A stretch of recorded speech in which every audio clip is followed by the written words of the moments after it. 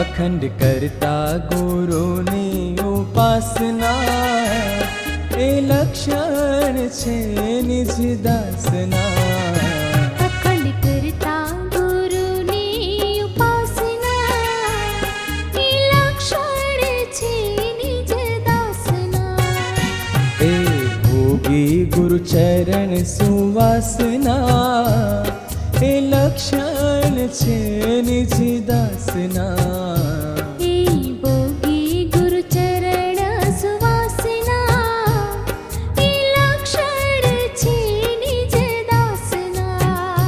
અખંડ કરતા ગુરુની ઉપાસના એ લક્ષણ છે નિજ દાસના. કૈવલ હંસો સત કૈવલ સાહેબ, સત કૈવલ સાહેબ, સત કૈવલ સાહેબ.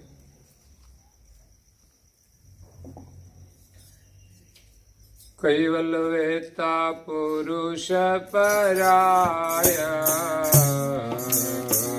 બસુતિ કરો મેદાય.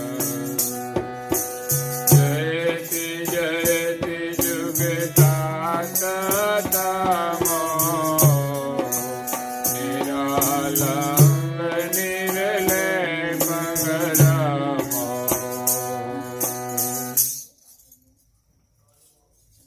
પ્રાય ભક્તજનો, જ્ઞાન સંપ્રદાયના દેવ સ્થાપક, અનંત બ્રહ્માંડાધીશ, વિશ્વ નિયંતા, સકર્તા સર્જનહારના પરમ વિશેષાંશ, અનંત અંશોના તારણહાર, પરમ મોક્ષના દાતા, કૈવલ ધર્મ ધુરંધર, નવ બુદ્ધિના સાગર, મહાન સમર્થ, પરમ શ્રેષ્ઠ, પરમ વિભૂતિવાન, પરમ દયાળુ, પરમ કૃપાનિધિ, સર્વજ્ઞ દિવ્ય પરમ ગુરુ શ્રીમદ કરુણા સાગર મહારાજ જગતના જીવોનું પરમ કલ્યાણ કરવા માટે અકળ વિભૂતિનો અતિ દિવ્ય મનુષ્ય દેહ ધારણ કરી આ વિશ્વની અંદર 14 લોક અને 7 દ્વીપમાં પ્રગટ થયા છે. આ જગતની અંદર અનેક મહાપુરુષો થયા છે, સંત પુરુષો થયા છે, અવતારી પુરુષો થયા છે, પરંતુ બધાનાથી દિવ્ય પરમ ગુરુનો જે ઇતિહાસ છે, એનું જે અવતરણ છે એ અલગ છે, બધાના કરતા વિશેષ છે. દિવ્ય પરમ ગુરુનું પ્રાગટ્ય જગતના જીવોને જગત કર્તાનો સંદેશ આપવા માટે થયું છે. ધર્મ માર્ગની અંદર અનેક પ્રકારની જે ભ્રમણાઓ છે ભગવાન પ્રત્યેની, એ ભ્રમણાઓને દૂર કરી આખા વિશ્વના એક જ સર્જનહાર છે એનું સ્થાપન કરવા માટે પરમ ગુરુ પધાર્યા છે. જંબુદ્વીપની અંદર પ્રગટ થયા એને 248 વર્ષ પૂર્ણ થયા છે અને 249મો પરમ ગુરુ પ્રાગટ્ય મહોત્સવ આવતી 13/2/2021ના રોજ છે. આપણને બધાને ગૌરવ છે પરમ ગુરુના પ્રાગટ્ય દિવસ ઉજવવાનો. એટલે આપણે બધા ધામધૂમથી ઉજવીએ છીએ, પણ પરમ ગુરુ કોણ છે એની પણ આપણે ઓળખ કરવી જોઈએ. આપણે તો ધર્મને માનીએ એટલે બધાનું આપણે ઉજવીએ છીએ. પછી ગોકુળ આઠમ હોય તો વાંધો નહીં, રામનવમી હોય તો વાંધો નહીં, બધું ઉજવીએ છીએ. પછી મહાશિવરાત્રિ પણ આવે, આપણે તો મેળામાં જઈએ, પણ આ મેળામાંથી આપણે બહાર નીકળવાનું છે. પાછું ધર્મને આપણે માનીએ છીએ, બધી જ ધાર્મિક પ્રવૃત્તિઓ લાભકારી છે, પણ આ સંસારના મેળામાંથી જો આપણે બહાર નીકળવું હોય તો પરમ ગુરુની ઓળખ કરવી પડશે. આપણા ઈષ્ટદેવ કોણ છે, શા માટે આવ્યા છે, આપણને શું સંદેશ આપ્યો છે, એ આપણે સાંભળવું પડશે અને સમજવું પણ પડશે. દિવ્ય પરમ ગુરુના ગ્રંથો છે એનું અધ્યયન કરવું પડશે, કરવું જોઈએ. જો કે આપણા હિન્દુ ધર્મના તો જો મૂળ ગ્રંથ કહીએ તો 4 વેદ છે. ભગવાન જાણે કયા વેદ હોય, એના નામની કોઈને ખબર હોય ના હોય. આપણા ઘરમાંય કદાચ વેદ હોય કે ના હોય.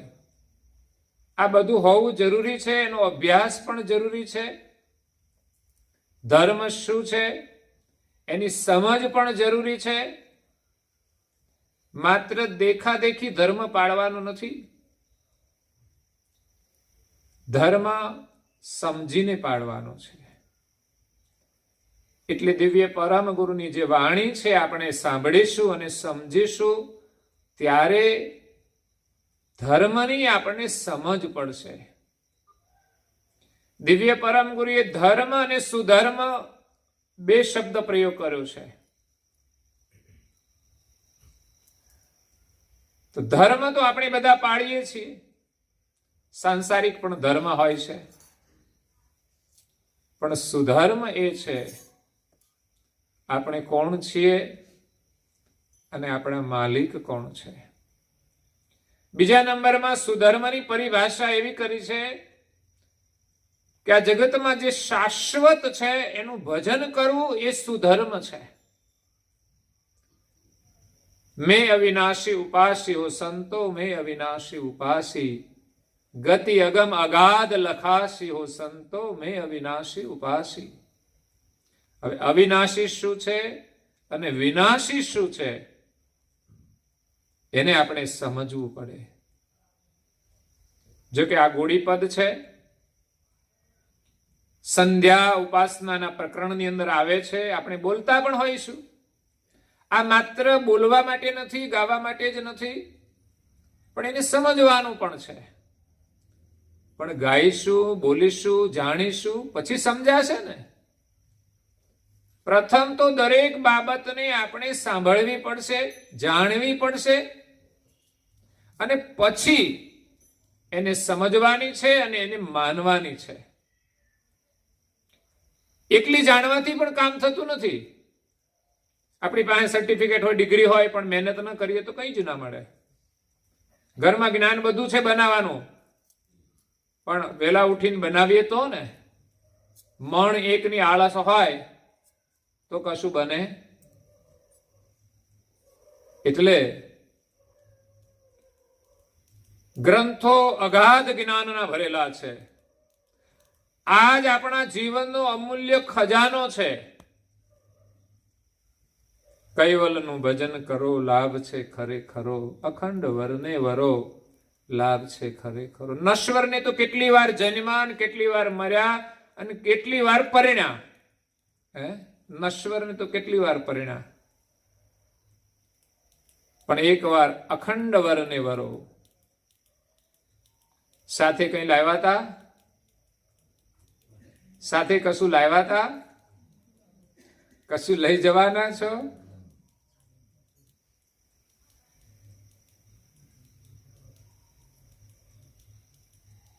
ક્યારે જઈશું એની ખબર છે?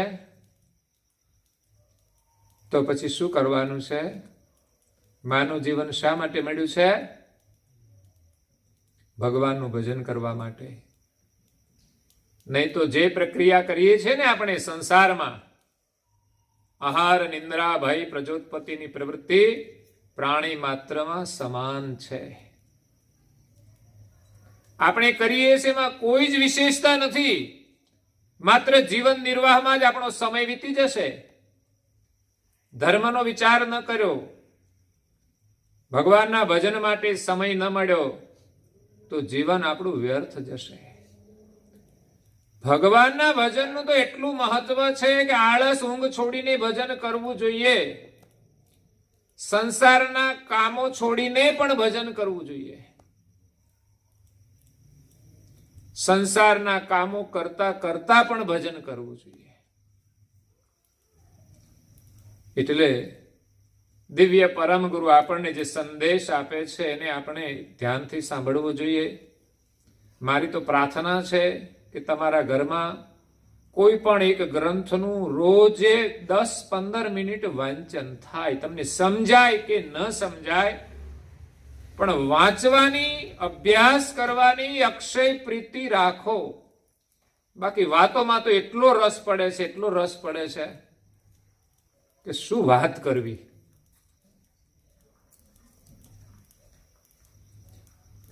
વાતો વાતોમાં બધું ખોયું, આ મોંઘું જીવન વાતોમાં ખોયું. વાતો વાતોમાં બધું,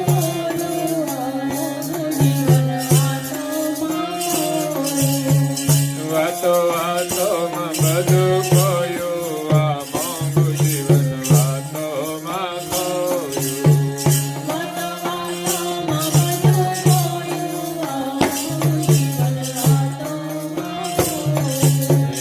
મુખયા તો છે તને હરિગુણ ગાવા, મુખયા તો છે તને, મુખયા તો છે તને હરિગુણ ગાવા.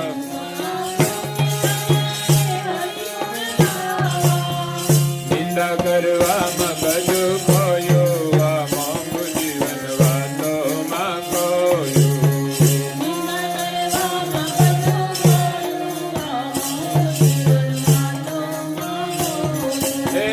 વાતો વાતોમાં બધું ખોયું, આ મોંઘું જીવન વાતોમાં ખોયું.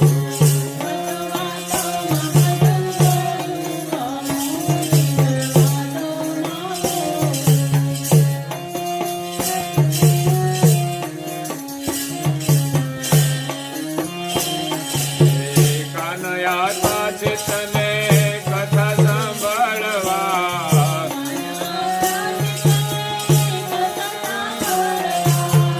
કાનયા છે તને કથા સાંભળવા.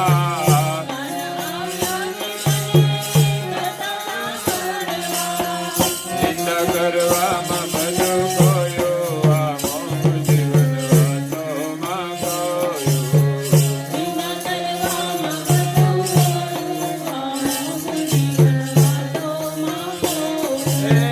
વાતો વાતોમાં બધું ખોયું, આ મોંઘું જીવન વાતોમાં ખોયું.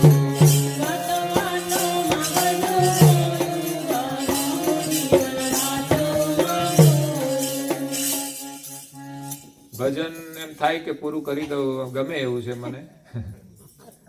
ભગવાને હાથ આપ્યા છે, પગ આપ્યા છે, શા માટે આપ્યા છે? આંખો આપી છે, શા માટે આપી છે? મન આપ્યું છે, બુદ્ધિ આપી છે. બહુ સુંદર વાતો. ભજન તો કોઈ 2-3 કડી ગાઈ હતી, પછી મેં 2-3 એની અંદર ઉમેરી કે ભગવાને ઇન્દ્રિયો આપી છે, એના ઉપર મન પણ આપ્યું છે, બુદ્ધિ પણ આપી છે, ચિત્ત પણ આપ્યું છે.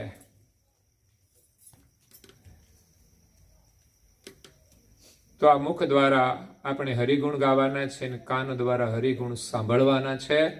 એટલે મુખથી આપણે નિંદા કરવામાં અને કાનથી સાંભળવામાં, વાતો વાતોમાં બધું ખોયું, આ મોંઘું જીવન વાતોમાં ખોયું.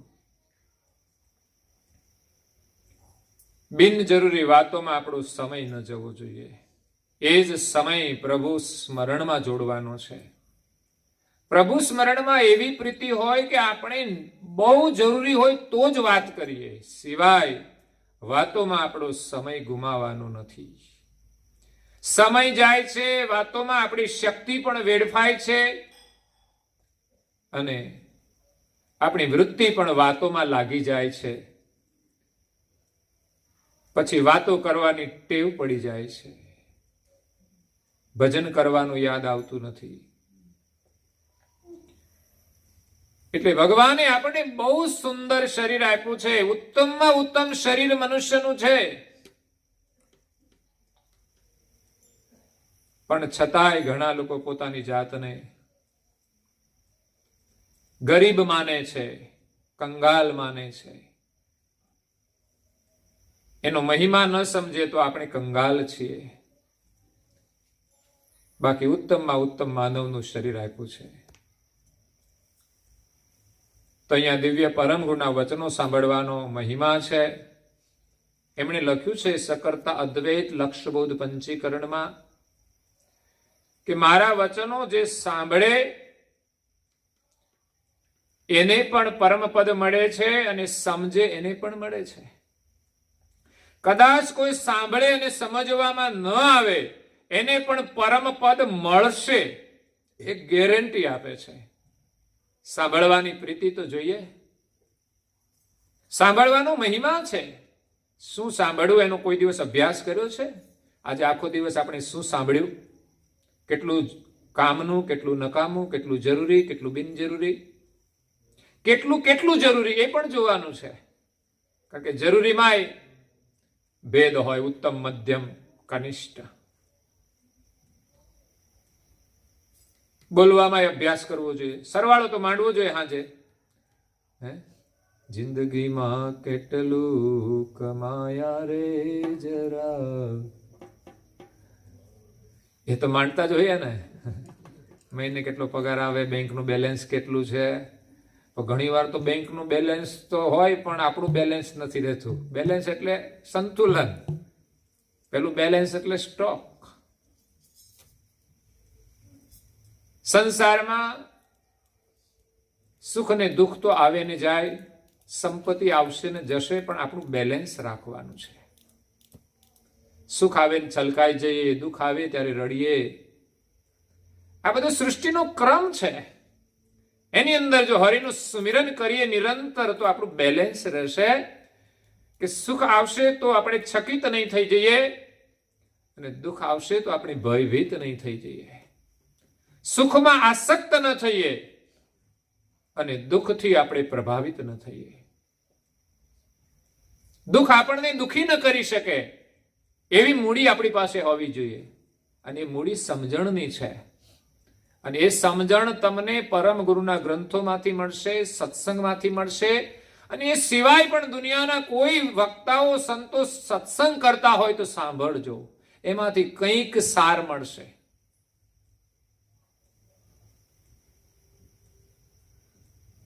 જે સાંભળે એને ગમે ત્યારે મોક્ષ મળશે. કારણ કે જે સાંભળે છે એક દિવસ સમજશે.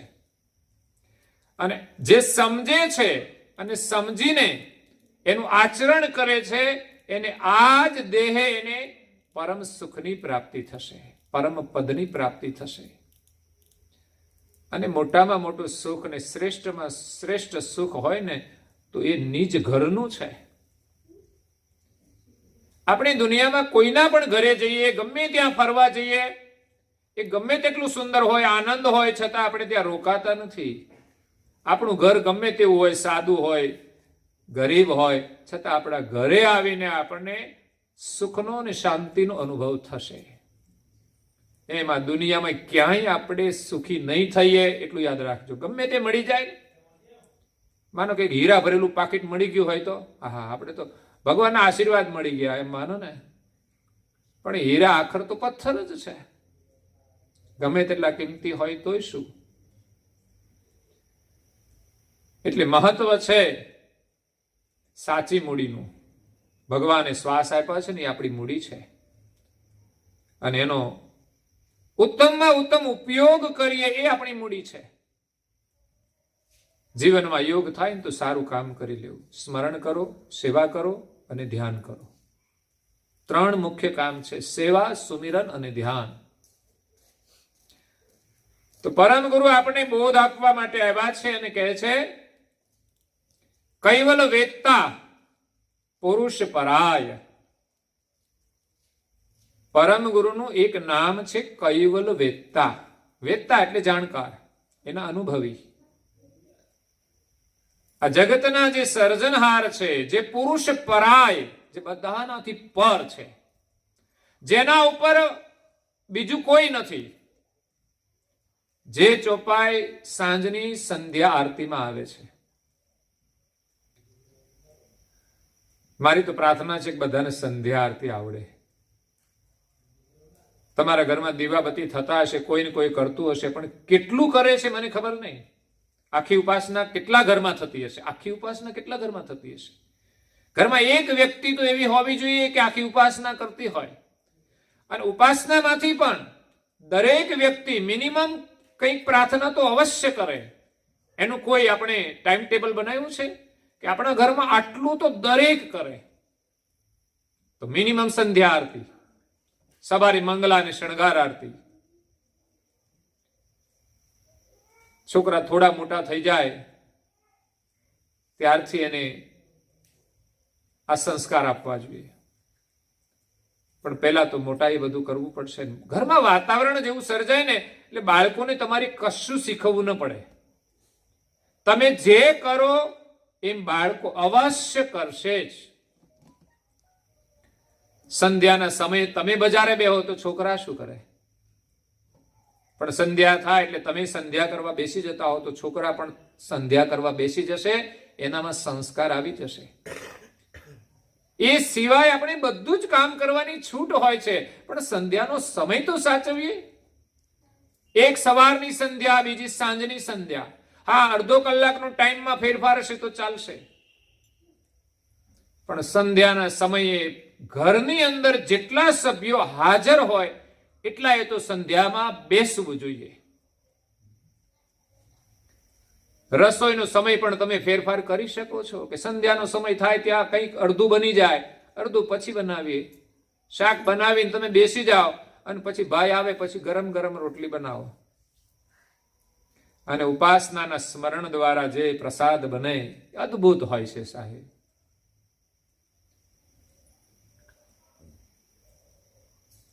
અમારી બહેનો ઘણા બધા વ્રત કરે છે ને.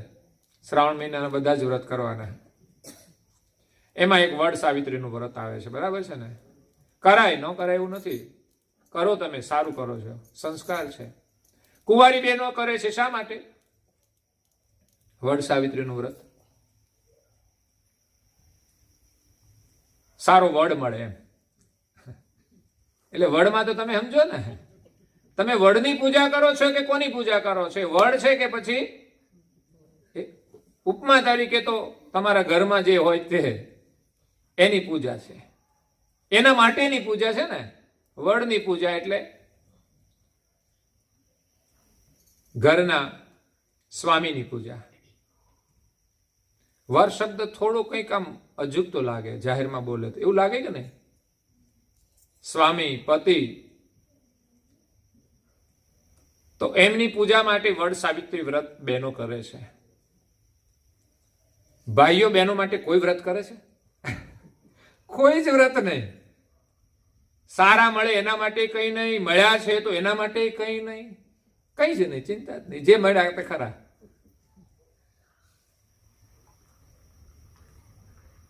સાવિત્રીએ વ્રત કર્યું હતું, એના ઉપરથી આ સાવિત્રીનું વ્રત આવ્યું છે કે સાવિત્રીના પતિનું મૃત્યુ થયું, યમરાજા લેવા આવ્યા અને એને પાછા લાવવા માટે સાવિત્રીએ જે તપ કર્યું, પતિવ્રતાનો જે પ્રેમ હતો કે પતિની પાછળ મરવા તૈયાર હતી, એવો એનો પ્રેમ હતો. અને એના પ્રેમે એ એમના પતિને બચાવ્યા, એમને જીવન આપ્યું. એ સિવાય પણ યમરાજા પાસેથી એમણે વરદાન માગી લીધું કે એમના કંઈક સસરા, સાસુ સસરા કંઈક અંધ હતા, એમની આંખો માગી લીધી, પુત્ર માગી લીધો. તો સાસુ સસરા માટે કંઈ માગીએ એ પણ આશીર્વાદ છે. સાસુ સસરા માટે કંઈ કરીએ એ પણ આશીર્વાદ છે. આશીર્વાદ તો આપણા ઘરમાં જ છે, મળે એમ. ભગવાનના તો દર્શન કરવાના છે, એનું નામ લેવાનું છે, બાકી આશીર્વાદ તો તમારા ઘરમાંથી જ મળશે. પતિની સેવા કરો તોય આશીર્વાદ, પત્નીનો આદર કરો તોય આશીર્વાદ. તમે કદાચ પત્નીની સેવા ન કરી શકો, સંકોચ લાગે કદાચ કંઈ પદ માટે, પણ આદર તો મહત્વનો છે. દરેકનું કાર્ય એ પણ એકબીજાની સેવા તો છે જ, અને કરે પણ છે આજે સેવા, તો એ આશીર્વાદ છે. ઘરમાં પતિ પત્ની પ્રત્યે સ્નેહ રહે, કોઈ દિવસ ઝઘડો ન થાય, આનાથી બીજા આશીર્વાદ તમારે શું જોઈએ?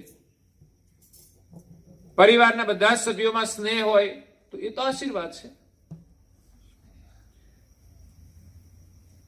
તો સાવિત્રીએ વ્રત કર્યું અને એના પતિને એમણે જીવિત કર્યા.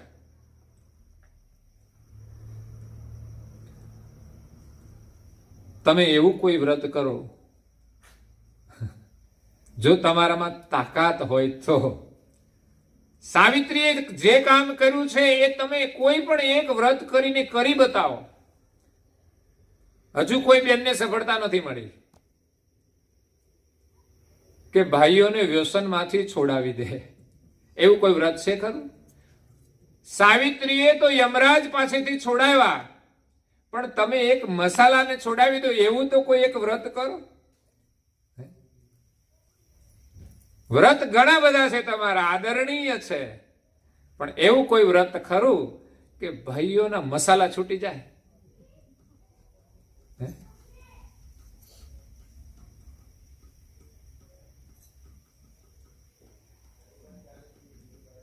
નહીં તો કડવા ચોથ આવે છે પાછી. આ બધું આવે છે ને કરીએ છીએ, પણ કોઈ પણ વ્રત કરો, કડવા ચોથ કરો કે જીવંતિકા કરો કે પછી વડ સાવિત્રી કરો, જયા પાર્વતી કરો, બધા બહુ છે વ્રત. બધા સારા વ્રતો છે, જેમણે કર્યા છે ને એની એક પરંપરા છે. પણ તમે એક પ્રયોગ તો સફળ કરો કે આ વ્રતનું ફળ મળે છે કે કેમ. એ ફળથી એક જ સંકલ્પ કરો કે ઘરવાળાનું વ્યસન છૂટી જાય અને તમે વ્રત કરો. સફળ થાય છે કે કેમ એની તમને ખબર પડે, ખાતરી થઈ જાય.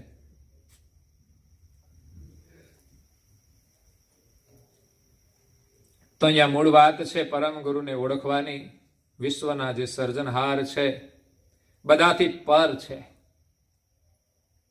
જેના ઉપર બીજું કોઈ નથી. એની હું સંધ્યાની વાત કરતો હતો કે સંધ્યા આરતી છે, એની અંદર એક ચોપાઈ છે, જ્યાહી પરંતુ અંતુ નહીં કૌકિત નિજ કૈવલ કારણ વિનુ ઉતયિત આરતી કરત નિગમ હરિદાસા હરિ હરિ અગમ અગોચર અવિગત વાસા. જ્યાહી પરંતુ, જેના પર અંતે, અંતુ નહીં કૌકિત, કોઈ જ નથી, જેના પર અંતે કોઈ જ નથી. નિજ કૈવલ કારણ, જે બધાનું કારણ કૈવલ છે.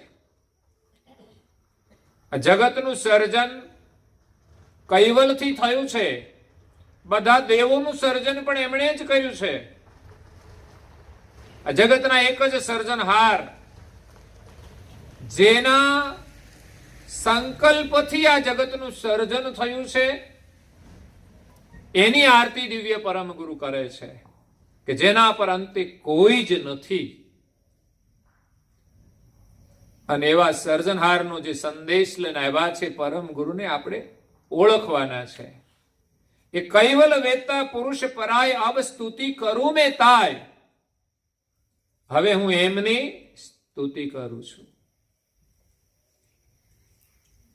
પરમ ગુરુ સર્જનહારની સ્તુતિ કરે છે કે જેના ઉપર બીજું કોઈ નથી, જે બધાથી પર છે.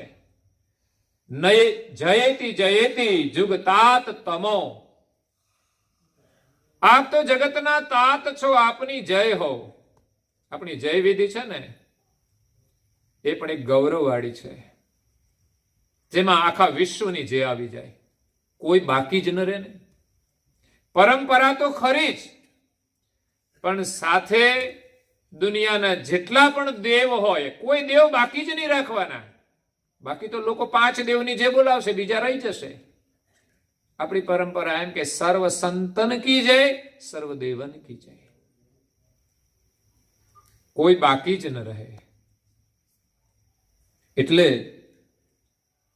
એમની આપણે જય જય કરીને પ્રાર્થના કરવાની છે કે પ્રભુ આપનો જય હો.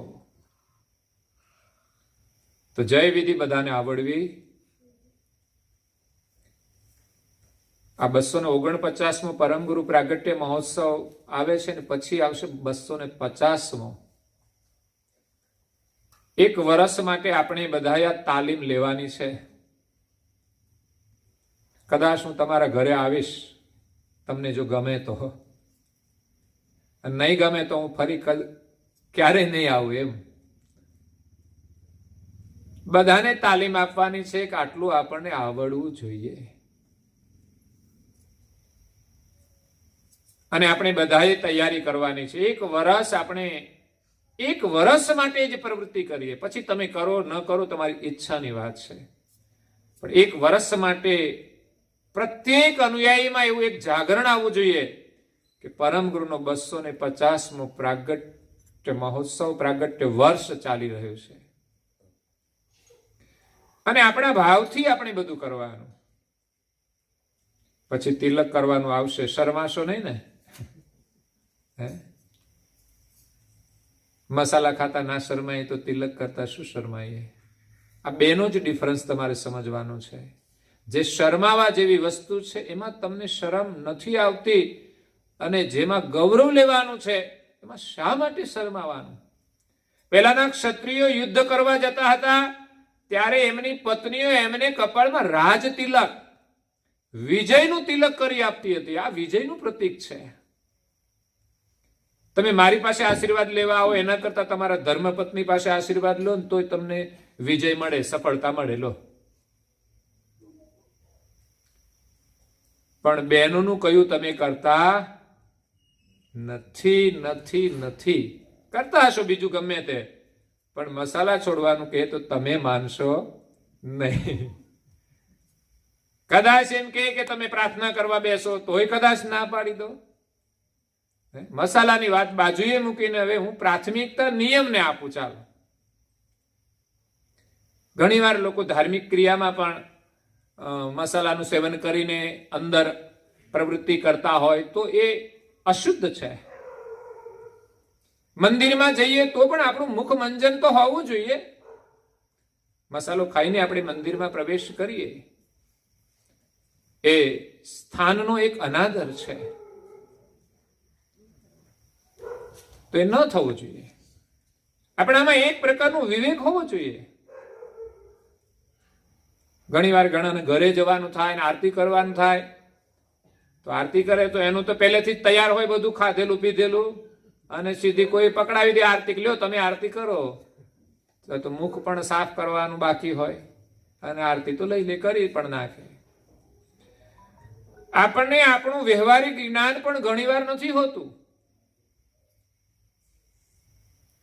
એટલે બહુ જ ધર્મ ગ્રંથોના અભ્યાસની જરૂર છે. ઘણો આપણી પાસે સમય છે. એટલો સમય છે કે અહીંયા નવરા બેઠા બેઠા આપણે 52 પત્તામાં સમય કાઢવો પડે છે. જે આપણા માટે જરૂરી છે એનું અધ્યયન કરવું જોઈએ, એનો એક અભ્યાસ કરવો જોઈએ. તો બધાને સંધ્યા આરતી આવડે અને બધા કરે એવો મારો પ્રયાસ છે. જયંતી જયંતી બધાને જય વિધિ આવડે. ચોપડીમાં જોઈને પણ બોલો, સંકોચ ન રાખો, અને કંઠસ્થ પણ થઈ જાય. જય વિધિ કઈ લાંબી નથી. તમારા 10 સગાના નામ તમને આવડતા હોય તો પછી આ આપણી પરંપરાની જય વિધિમાં 10 નામ ના આવડે આપણને? એવા સંસ્કાર આપવાનું કામ કરવાનું છે કે તમને પણ આવડે અને બાળકોને પણ આવડે. અહીંયા ઉલટું થઈ ગયું છે. બાળકોને આવડે છે, મોટાને નથી આવડતું. બાળકો થોડા દિવસ આવે ને તો બધું આવડી જાય. બોલો, 2 4 5 છોકરા આવે છે, 5 છોકરા આવે ને આપણને ગૌરવ થાય. બધાના મા બાપની અંદર આટલું બધું ગૌરવ હોય ને બાળકોને મોકલે ને આવું બધું આવડી જાય તો એને કેટલા બધા આશીર્વાદ મળે.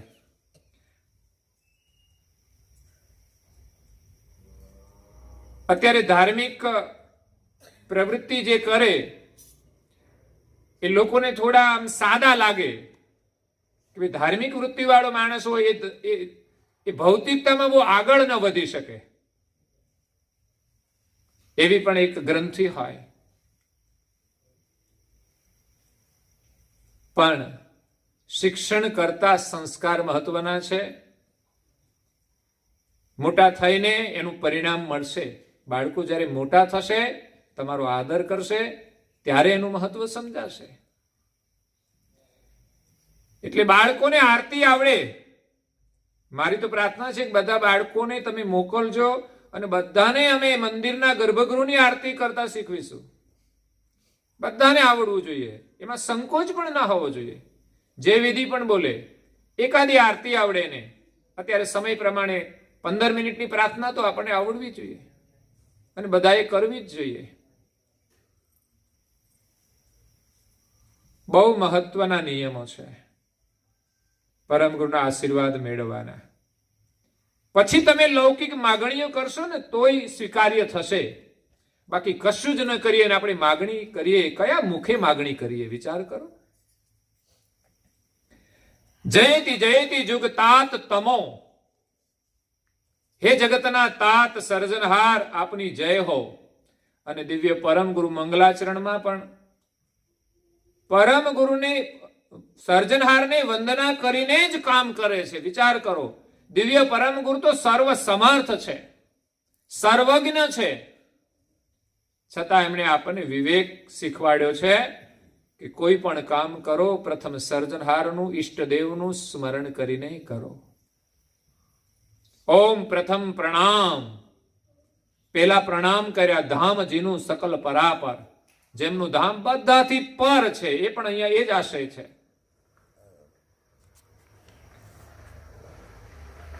જય જય કૈવલનાથ સનાતન સર્વ કીર્તારન. કૈવલનાથ વિશ્વના નાથ છે, સનાતન છે, સર્વ કીર્તારન, અખિલાનંદ, અખિલ વિશ્વને આનંદ આપનારા, અવિનાશ, વિલાસિક વિવિધ વિધારન. વિવિધ પ્રકારનો વિલાસ એમણે બનાવ્યો છે અને એમને ધારણ કર્યો છે. કેટલું અદ્ભુત મંગલાચરણ છે. હૃદયના ભાવથી જો આ મંગલાચરણ કરીએ ને તો ખરેખર સર્જનહાર સુધી આપણી પ્રાર્થના પહોંચી જાય. અને સર્જનહાર આપણી પ્રાર્થના સાંભળીને, આપણી પરિસ્થિતિ સમજીને આપણું બધું જ કાર્ય કરશે. પેલા હું ઉપાસના નહોતો કરતો, ત્યારે પ્રારંભમાં હું મંગલાચરણ કરતો હતો. સવારે મંગલાચરણ કરું, આરતી કરું, મંગલાચરણ કરું અને હાંજે મંગલાચરણ. મને ખબર જ નહોતી કે આ ઉપાસના સવારે હાંજે આ મંગલા આરતી છે, શણગાર આરતી છે. કારણ કે ઘરમાં પ્રારંભ હતો એટલે. હવે ખબર છે બધી. પછી તો જ્યારથી મને ખબર પડી ત્યારથી મેં 5 વાગે ઉઠવાનો નિયમ લીધો. પહેલામાં પહેલા મારું ઉઠવાનું 8 વાગ્યા પછી હતું. હું તમારી સાથે જ હતો. મારું કોઈ ગોદડું ના ખેંચે 8 વાગ્યા સુધી. હું ભણતો તો ત્યાં સુધી મોડા સુધી ઉઠતો હતો. આપણને નોલેજ જ નહોતું. ખરેખર બાળપણથી બાળકોને આ સંસ્કાર આપવા જોઈએ. વહેલા ઉઠવાના બહુ મોટા ગુણ છે. એટલે ભણવામાં સફળ ના રહ્યા વધારે. પણ પરમ ગુરુની કૃપાથી જીવનના જે કંઈ વિચારો બદલાયા કે સંસારનો માર્ગ કેવો છે અને ભક્તિનો માર્ગ કેવો છે. આકર્ષણ તો સંસારનું પ્રથમ હોય જ છે કે સંસાર તો આમ દેખાવમાં કેટલો બધો સુંદર લાગે. બધા ગાડીઓ લઈને ફરતા હોય, આપણે પણ ફરીએ. પણ પછી મહાપુરુષોના વચનો સાંભળ્યા, એમના જીવન ચરિત્રો સાંભળ્યા, ત્યારે મને આશ્ચર્ય થયું કે મહાપુરુષો પાસે શું અદ્ભુત શક્તિ છે.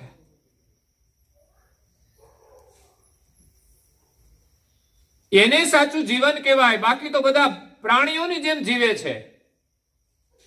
આપણે ગાડીઓમાં ફરીએ તો કૂતરાય ગાડીઓમાં ફરે છે. એમાં શું મોટી વાત છે? હે, આ કઈ આપણે પ્રગતિ નથી કરી. પણ મહાપુરુષોના જે જીવન હતા, સત્યના રાહ ઉપર ચાલવા વાળા,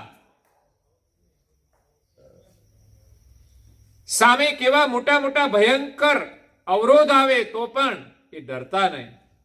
મોટા મોટા આકર્ષણોમાંથી એ બચી જતા. આ કેવી અદ્ભુત શક્તિ છે. એનું ખાલી જીવન વૃત્તાંત સાંભળીને આપણા અંદરના સ્પંદનો આમ ઉઠવા માંડે અને આપણને અંદરથી કંઈક જનકાર થવા માંડે કે આ પણ એક કોઈ ઊંચામાં ઊંચી ભૂમિકા છે કે દુનિયામાં કોઈ ભય ના રહે. બાકી સંસારમાં ગમે તે સુખ મળી જાય, એક દિવસ મોત આવશે ને ત્યારે ખબર પડશે કે આપણે શું કમાયા, શું મેળવ્યું. જરૂરી હતું એનો ઉપયોગ કર્યો, બાકી કંઈ જ મેળવ્યું નથી. ખાધું પીધું ને રાજ કર્યું. પછી ક્યાં જવાનું? બીજી ગાડીમાં, 4 પગવાળી ગાડીમાં, 2 વ્હીલમાંથી 4 વ્હીલમાં જવાનું, 4 માંથી 6 માં જવાનું. વાહન આવે ને, 2 વ્હીલમાંથી 4 વ્હીલ આવે, 4 માં 6 વ્હીલ પણ આવે છે ને કે નહીં? ટ્રક આવે ને 6 વ્હીલ. પછી એમાં તો 8 ને 10 ને 12 ને બધા આવે લાંબા લાંબા, વજન ઉઠાવે એ મોટા. પછી હાથીનું શરીર મળે, બહુ ખાધું હોય ને પછી હાથીને જવાનું. માથાના વાળ વધારે ને બહુ તો રીસ થવાનું.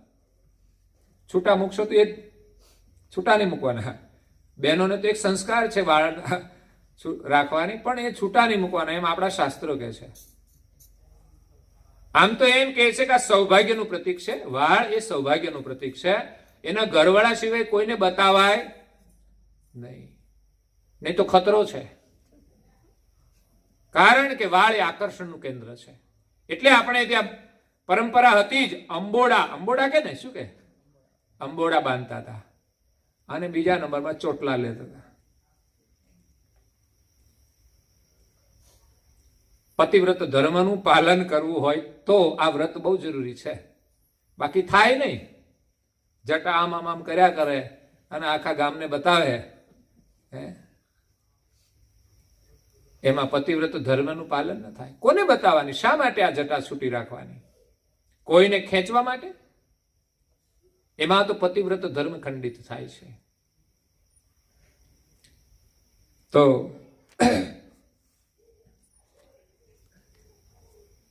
પરમ ગુણની ઉપાસના આપણે કરીએ.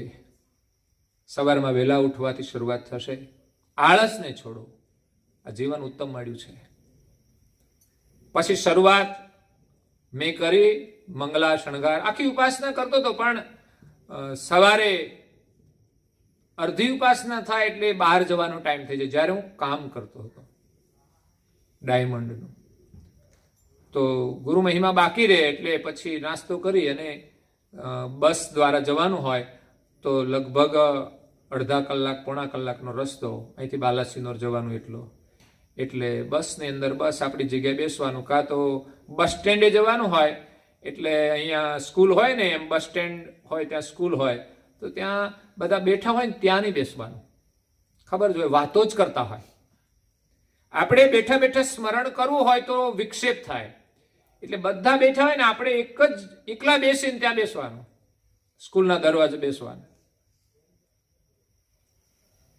પછી બસ આવે એટલે બેસી જવાનું બસમાં, આપણી સીટ ઉપર બેસી અને આપણે ગુરુ મહિમા પાઠ કરી નાખવાનો. ક્યારેક ક્યારેક ગુરુગાદીથી કઈ ઉજવણીના વર્ષ ચાલતા હોય, એમાં ચોપાઈઓ કંઠસ્થ કરવાની હોય, છપ્પાના પાઠ આવતા હોય, એમ જે જે પ્રવૃત્તિ આવે ને એ મારા કામ સિવાયના સમયનો ઉપયોગ કરીને હું બધું કરતો હતો. છપ્પાનો પાઠ પણ હું બસની અંદર કરતો હતો. ચોપાઈઓ કંઠસ્થ કરવાની હોય એટલે મારા ગજવામાં ચોપાઈઓ લખેલી હોય 10-20, બસ જોઈ લેવાની બોલવાની, જોઈ લેવાની બોલવાની, પાઠ કરી લેવાનો, રોજ એક વખત કરી લેવાનો. તો અભ્યાસ કરશો તો બની શકશે. પછી આખી ઉપાસના પણ થશે. તો અહીંયા આપણે સર્જનહારનો જય જય કરવાનો છે. તો જય વિધિ બધાને આવડે. નિરાલંબ નિર્લેપંગ રમો.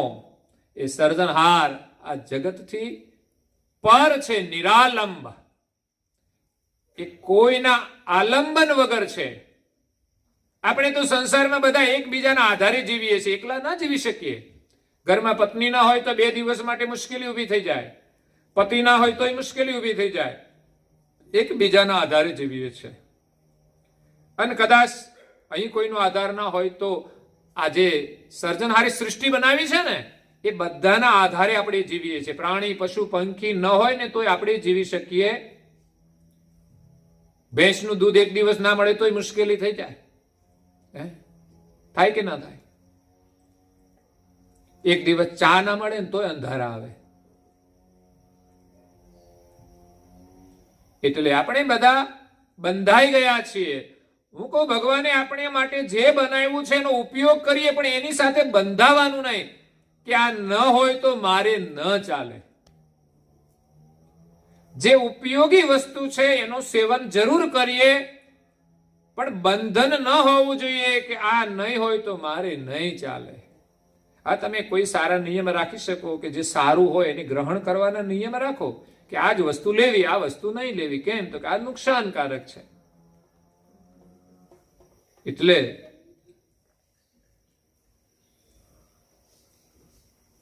સર્જનહારે આપણા માટે બધું બનાવ્યું છે, તો આપણે બધા એકબીજાના પૂરક છીએ. જ્યારે સર્જનહાર સ્વયં સામર્થ છે, એની કોઈના આધારની જરૂર નથી. નિરાલમ નિર્લેપંગરમો, નિર્લેપ છે. માયાની સાથે આ જગત બનાવ્યું છે અને સર્જનહાર એનો આનંદ કરે છે, પણ એ ક્યારેય માયામાં લેપાયમાન થતા નથી. તો સંસારની અંદર આપણે રહીએ છીએ, પરિવારમાં રહીએ છીએ, આનંદ કરવાનો છે, પરિવાર સાથે પ્રેમથી રહેવાનું છે, પણ એકબીજાની અંદર બંધાવાનું નથી. બે જણા લડે તો બંધાય, બે વ્યક્તિ એકબીજાના મોહમાં પડે તો પણ બંધાય. પણ બંધન રહિત આનંદ કરવાનો છે. દરેકનું કર્તવ્ય હોય છે. એક પરિવાર હોય, એમાં પતિ પત્ની હોય, એ બંનેનું કર્તવ્ય હોય. પછી દીકરાઓ થાય, સંતાનો હોય, તો સંતાનો પ્રત્યેનું એનું કર્તવ્ય હોય. ઘરમાં માતા પિતા હોય, એના પ્રત્યેનું કર્તવ્ય હોય છે. આ બધાની સાથે આપણે જો કર્તવ્યનું પાલન કરીએ તો એ ધર્મ છે, એમાં પણ આનંદ છે. પણ ક્યારેક આ વસ્તુને છોડીને આપણે એકબીજાના બંધનમાં બંધાઈ જઈએ છીએ અને એમાં પરમેશ્વરનું ભજન પણ ભૂલાઈ જાય છે. પેલા ઋષિમુનિઓ થઈ ગયા, એ ગ્રહસ્થી હતા, બહુ જ સંયમ હતો, એનું જીવન સાધુ સમાન હતું. પતિ પત્નીના સંબંધથી તો બંધાયા હતા, પણ બંને એકબીજાના મોહમાં નહોતા બંધાયા. બંને પવિત્ર ધર્મનું પાલન કરી કર્તવ્યનું પાલન કરતા હતા. રોજ સવારે વહેલા ઉઠવાનું, પ્રભુ સ્મરણ કરવાનું, યજ્ઞ કરવાના, અને પછી જરૂરિયાત પૂરતું જ ઘરનું કામ. ખાવાની જરૂર છે તો ભોજન બનાવો, પછી બહાર જવું પડે ક્યાંય? હું તો કહું છું, લગ્ન કર્યા છે ને બહારનું શું કામ ખાવ છો તમે? જેને ખાવાનું ન મળે ઘરમાં, એને બજારે ખાવા જવું પડે. આ તો બહારનું ખાવાની ટેવ સારી નથી. એને શું કહેવાય ખબર છે? ઓખર કરવાની ટેવ કહેવાય.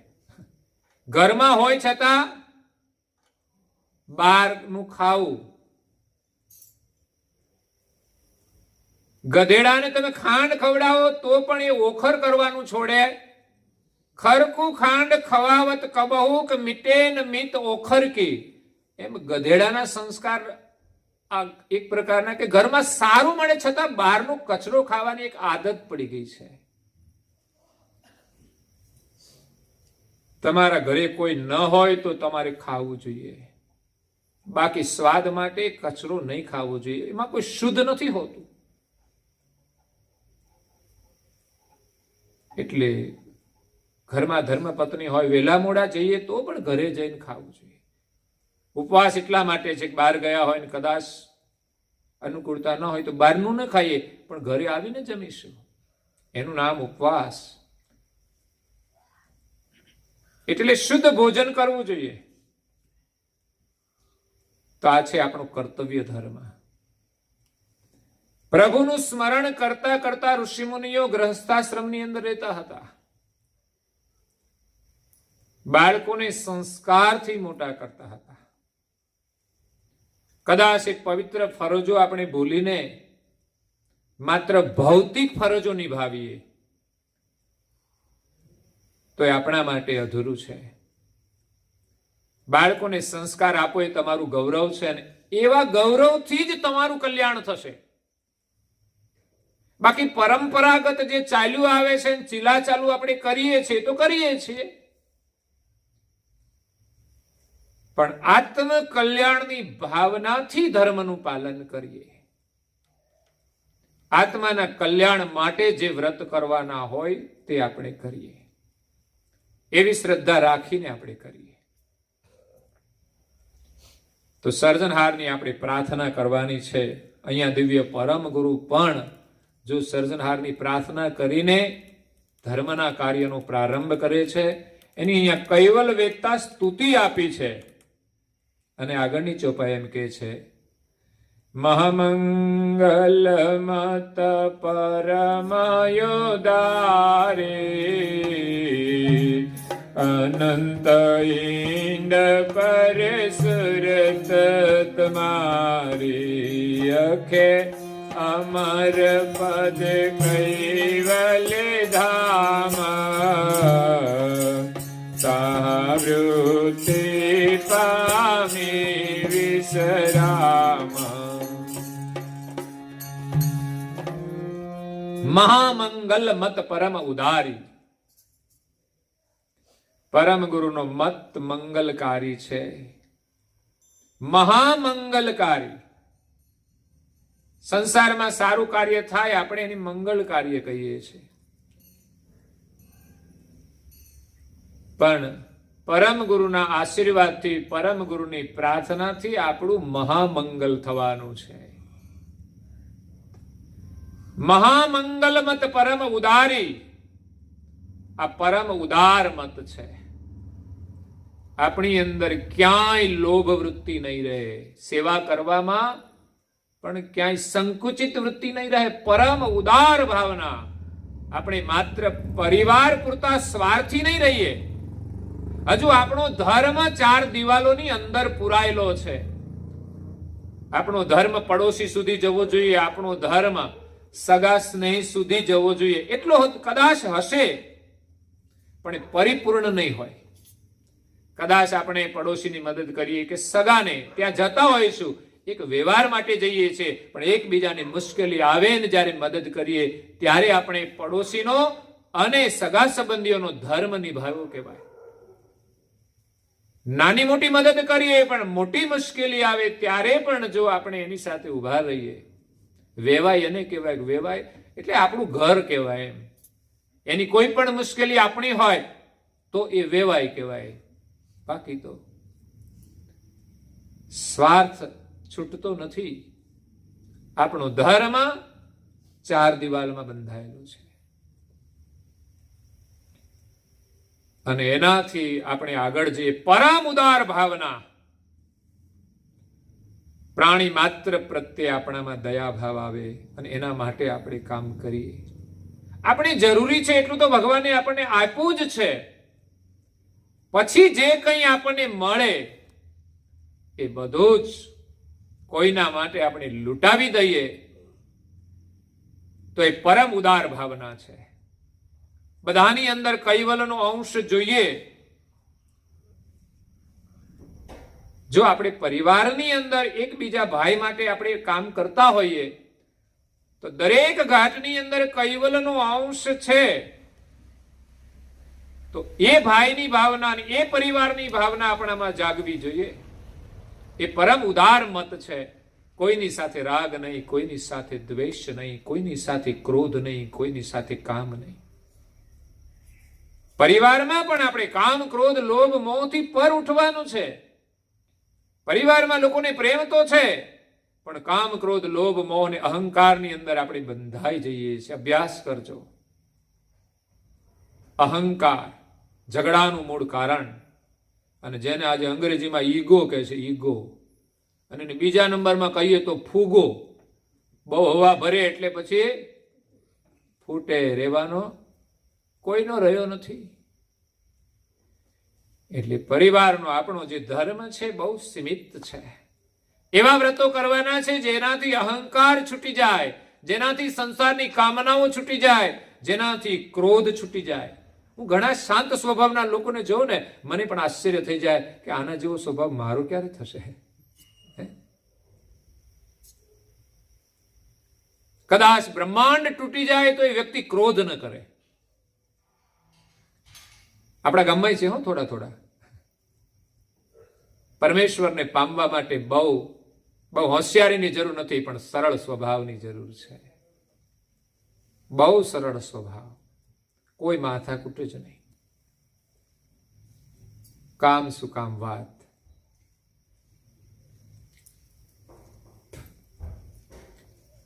એક અમારા બે રાજુભાઈ બેઠા છે અહીંયા, બે સરખા છે. એક રાજેન્દ્રભાઈ છે, એક રાજુભાઈ છે. બીજા એક અમારા ભગત હવારે આવે છે મંદિરમાં, નટુભાઈ છે, પ્રજાપતિ, સોરી પંચાલ.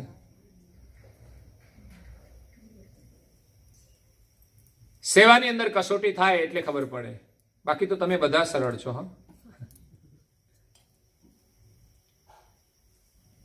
બહેનો ઘણી સેવા સરસ કરે છે બધી, પણ ભાઈઓની કસોટી વધારે થાય. બહેનોને તો આપણે કંઈ વધારે કશું કહીએ નહીં, પણ ભાઈઓને કદાચ બે શબ્દો કહેવા હોય તો કહું કામકાજમાં. એક અમારા પૂજારી ભગત પણ બહુ સરળ સ્વભાવના, આપણા પૂજારી, જે પૂજારી નામથી જ ઓળખાય છે, જૂના વડીલ અમારા ભીખા દાદા. પરમ ગુરુની સેવા બહુ જ વિનમ્ર ભાવથી કરે.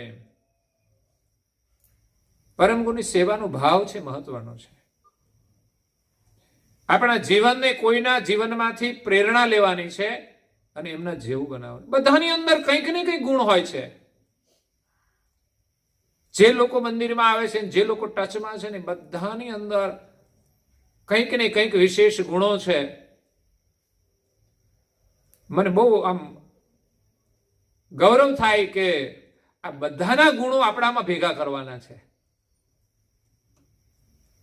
જેમ એક અનાજની ગુણ ભરી હોય એમાં કેટલા બધા દાણા ભેગા હોય, એમ બધાના ગુણોનો આપણે સરવાળો કરવાનો છે. અને બધાની અંદર કંઈક ને કંઈક અવગુણ પણ હોય. એનો કોથળો ભરીએ તો પછી મુશ્કેલી ઊભી થાય. પાછો એ તો ઘણી વાર લોકો છે ને વગર માગ્યા બધા અવગુણો તો પકડી જ લેતા હોય છે.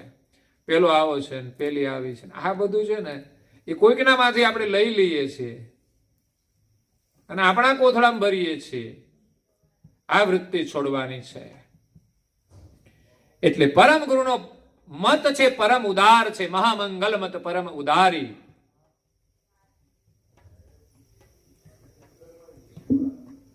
અનંત ઈંડ પર સુરત તમારી. અનંત ઈંડ જે બ્રહ્માંડ છે ને એના ઉપર પરમ ગુરુની સુરતા છે.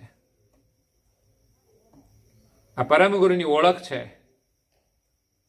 અને એવા પરમ ગુરુને આપણે સ્તુતિ કરવાની છે, વંદના કરવાની છે કે જેની ગતિ સર્વજ્ઞ છે, જેમની દ્રષ્ટિ સર્વજ્ઞ છે, જેની દ્રષ્ટિ બહાર દુનિયાની કોઈ વસ્તુ નથી, જેની દ્રષ્ટિ વિના કીડીનો પગ પણ હલતો નથી ને વૃક્ષોના કોઈ પાંદડા પણ હલી શકતા નથી. તો દરેક સુધી દિવ્ય પરમ ગુરુની દ્રષ્ટિ વ્યાપક છે. પરમ ગુરુનો ઉદાર મત છે. અખે અમર પદ કૈવલ ધામ. અખે મતલબ જેનો કોઈ દિવસ ખે નથી. ખે નો મતલબ શું? આપણે ગણિત તિથિનો ખે આવે છે,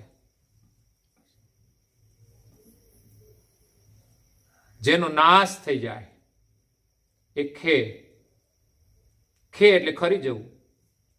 જેનો કોઈ દિવસ નાશ નથી, અખે અમર પદ, એનું નામ જ અમર પદ છે.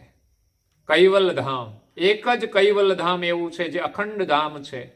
એ સિવાય બ્રહ્માંડની અંદર અનંત ઈંડ છે, અનેક લોક છે, અનેક દેવી લોક છે, પણ બધા જ સર્જનહારે બનાવેલા છે. એક દિવસ બધા જ સમાપ્ત થઈ જવાના. જેમ આ બધા મકાનો બનાવ્યા છે, કદાચ 500 વર્ષ પહેલા મકાનો નહીં હોય અને 500 વર્ષ પછી પણ કદાચ રહે કે કેમ ખબર નહીં. એ બધું જ વિનાશ થાય છે. એમ દેવી ધામો પણ મહાપ્રલય કાળની અંદર નાશ પામે છે. માત્ર એક રહેવા વાળું કૈવલ ધામ છે ને એ જ આપણું ઘર છે. ત્યાં આપણે જવાનું છે. બાકી ક્યાંય આપણે રોકાવાના નથી. કોઈ જગ્યાએ આપણને રોકાવા મળશે નહીં. ગમે ત્યાં જઈશું, આપણી કમાણી હશે ત્યાં સુધી રાખશે, પછી ખાલી કરવું પડશે. બ્રહ્મપુરીમાં જઈએ તો પણ ભલે, વૈકુંઠમાં જઈએ તો પણ ભલે, કૈલાસમાં જઈએ તો પણ ભલે. કદાચ કોઈ આદ્ય શક્તિની ઉપાસના કરે ને શક્તિના ધામમાં જાય તો પણ આપણે કાયમ ત્યાં રહેવાના નથી. આપણું જે ઘર છે, નિજ ઘર, કૈવલ ધામ, જ્યાંથી આપણે આવ્યા છીએ, એમની ઓળખાણ કરાવવા માટે પરમ ગુરુ આવ્યા છે અને કહે છે, અખે અમર પદ કૈવલ ધામ તહા વૃત્તિ પામી વિશ્રામ. પરમ ગુરુની વૃત્તિ એ કૈવલ કરતાના સાનિધ્યમાં વિશ્રામ પામેલી છે. એ પરમ ગુરુની ઓળખ દિવ્ય પરમ ગુરુ એમના દ્વારા, જ્ઞાન દ્વારા અહીંયા કરાવે છે કે મને સર્જનહારે મોકલ્યો છે. હું સર્જનહારનો પરમ વિશેષ અંશ છું. પરમ ગુરુને આપણે ઓળખવાના છે. એનું નામ એક કૈવલ વેતા છે કે જે કૈવલનો અનુભવ લઈને આવ્યા છે. બીજું એક નામ છે પરમ ગુરુ. એ કોણ? તો કે 4 પ્રકારના ગુરુઓમાં પરમ ગુરુ એ શિરોમણી છે. અંશી સાથે, કૈવલ સાથે એકતા કરવાની જે ગતિ આપે છે એ પરમ ગુરુ છે. એમનું સોહંગ સ્વરૂપ સમસ્ત બ્રહ્માંડમાં વ્યાપક છે. પરમ ગુરુ સોહંગ સ્વરૂપ કોને કહેવાય? દરેક મહાપુરુષોએ સોહંગનું ભજન કરેલું છે, પણ એની પાસે કૈવલનો લક્ષ્ય ન હતો એટલે કૈવલ ધામ સુધી ન પહોંચી શક્યા. શિવજી પણ સોહંગનું ભજન કરે છે. દિવ્ય પરમ ગુરુજીએ એક પદમાં લખ્યું છે, સંત સકલ મિલી ગાવે ઉન્માના, શિવે સમજીવર રાખ્યું. શિવજીએ સમજીને એના હૃદયમાં રાખ્યું છે. સોહંગ સ્વરૂપ પરમ ગુરુનું છે. ઘણા સંતોએ ગાયું છે અનુમાનથી કે આ સોહંગ પદ કોઈ મહાન છે. આ પરમ ગુરુનું સોહંગ સ્વરૂપ છે, એનું આપણે ભજન કરવાનું છે. એ પરમ ગુરુ છે. કબીરે પ્રગટ પ્રકાશુ, કબીરજીએ એમનો પ્રકાશ કર્યો, પ્રગટ, કે આ સોહંગ પદ સમસ્ત બ્રહ્માંડમાં વ્યાપક છે અને હું અંશ એનાથી અલગ છું. તો આ સોહંગ પદ એ છે કે જે આપણી સાથે એક છેડો જોડાયેલો છે અને બીજો છેડો કરતા માલિક સાથે જોડાયેલો છે. એ શ્વાસ રૂપી જે જીવન આવે છે એ સોહંગ છે. આપણી વૃત્તિ આ શરીરમાંથી ઉપરામ થાય, 5 દેહની પર જાય, ત્યારે એ સોહંગ પ્રાણની સાથે એકતા થાય, ત્યારે અહીંની કોઈ ઉપાધિ રહેતી નથી. સમાધિ અવસ્થા લાગી જાય છે. સંસારનું કોઈ આકર્ષણ રહેતું નથી. તમારે કોઈ ઈચ્છા જ ન રહે તો કોઈ જરૂરિયાત પણ નથી રહેતી. ખાવા માટે ભોજનની પણ જરૂર નહીં પડે. આ તમારો દેહ પણ એવી જ રીતે ટકી રહેશે. તપસ્વી રઘુરામ મહારાજ 12 વર્ષ સુધી બેસતા હતા, કશું લેતા નહોતા, તો પણ ટકી રહે છે. કારણ કે એની બીજી વૃત્તિનો જે છેડો છે એ સોહંગ સાથે જોડાયેલો હતો. એ સોહંગના રસમાં જોડાયેલા હતા. એ પરમ ગુરુના સ્વરૂપમાં આપણે એકતા કરવાની છે. જે સોહંગ પ્રત્યેક પ્રાણી માત્રનું જીવન છે. એક છેડો કર્તા સાથે છે અને બીજો છેડો સમસ્ત વિશ્વ સાથે જોડાયેલો છે વ્યાપક રીતે. કર્તાની જે બાહ્ય દ્રષ્ટિ છે, સર્વજ્ઞ દ્રષ્ટિ, એ બ્રહ્માંડની અંદર વ્યાપક છે. એ સર્વજ્ઞ જાણ જે શુદ્ધ છે એ બધા જ અંશો સાથે જોડાયેલી છે. તો દેવોની સાથે પણ એ સોહંગનો છેડો જોડાયેલો છે તો એ સોહંગ સ્વરૂપ પરમ ગુરુનું છે. અને બીજું નામ આપણે આપીએ છીએ પરમ વિશેષ અંશ. કર્તા માલિકે 3 પ્રકારના અંશોનું સર્જન કર્યું છે. એક સામાન્ય, બીજા વિશેષ ને ત્રીજા પરમ વિશેષ. સામાન્યની અંદર 84 ની અંદર ફરતા તમામ અંશો સામાન્ય છે, અલ્પ ગતિના છે. બીજા પ્રકારના વિશેષ અંશો, બ્રહ્માંડની અંદર રહેલા જે દેવતાઓ છે એને સર્જનહારે વિશેષ ગતિ આપી, એ વિશેષ અંશો છે. અને ત્રીજા પ્રકારના અંશ પરમ વિશેષ અંશ. એમાં 2 અંશ હતા. એક આદ્ય પુરુષ નિરંજન હતા, જેના દ્વારા સૃષ્ટિનો પસારો કરાયો અને સૃષ્ટિની સાથે જોડાયા, એટલે એની પાસે વિશેષ પરમ અંશ ગતિ હતી, એ વિસર્જન થઈ, કર્તાને ભૂલી ગયા. અને બીજા પરમ વિશેષ અંશ પરમ ગુરુ, જે કૈવલ કર્તાની સાનિધ્યમાં નિવાસ કરે છે, તે પરમ વિશેષ અંશ જે કર્તાને અખંડ જાણે છે, ક્યારે એની વિસ્મૃતિ થતી નથી. જેમ આ શરીરમાં આપણે અંશ છીએ, એમ કર્તાના સાનિધ્યમાં દિવ્ય પરમ ગુરુ પરમ વિશેષ અંશ રૂપે બિરાજમાન થાય છે. અને પરમ ગુરુ એ તો ગતિ છે, સમસ્ત બ્રહ્માંડમાં વ્યાપક. અને કરુણાસાગર નામ એ તો દિવ્ય દેહ ધારણ કર્યો અને એમણે આ નામ ધારણ કર્યું છે. એક ભજનની અંદર પણ તુલસીદાસજી કહે છે, નિર્મળ નામ ધારણ કર્યું રે, નિર્મળ એ કરુણા સાગર નિરધાર મારવાલા,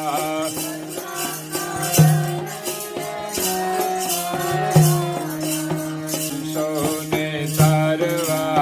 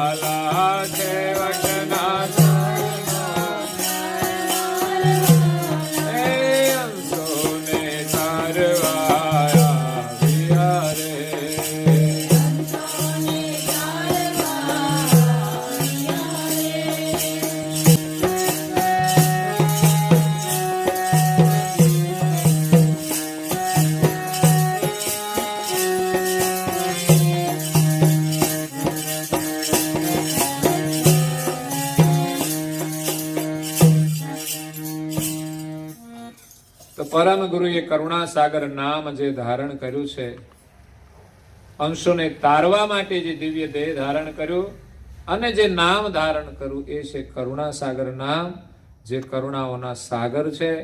એમના શરણમાં જઈશું, પ્રાર્થના કરીશું તો ચોક્કસ આપણા ઉપર એ કરુણા કરશે, કારણ કે કરુણાના સાગર છે. આપણા માટે કોઈ પણ મુશ્કેલીની અંદર નીકળવાનું જો કોઈ શરણ હોય તો માત્ર પરમ ગુરુનું શરણ છે. તો પરમ ગુરુ આપણા માટે કૈવલ કર્તાનો બોધ લઈને આવ્યા છે, એમનું આપણે ભજન કરવાનું છે. આગળ પરમ ગુરુ જે કહે છે આપણે પુનઃ બીજી કથામાં શ્રવણ કરીશું. અહીંયા સમય થાય છે તો કથાને આપણે વિરામ આપીએ.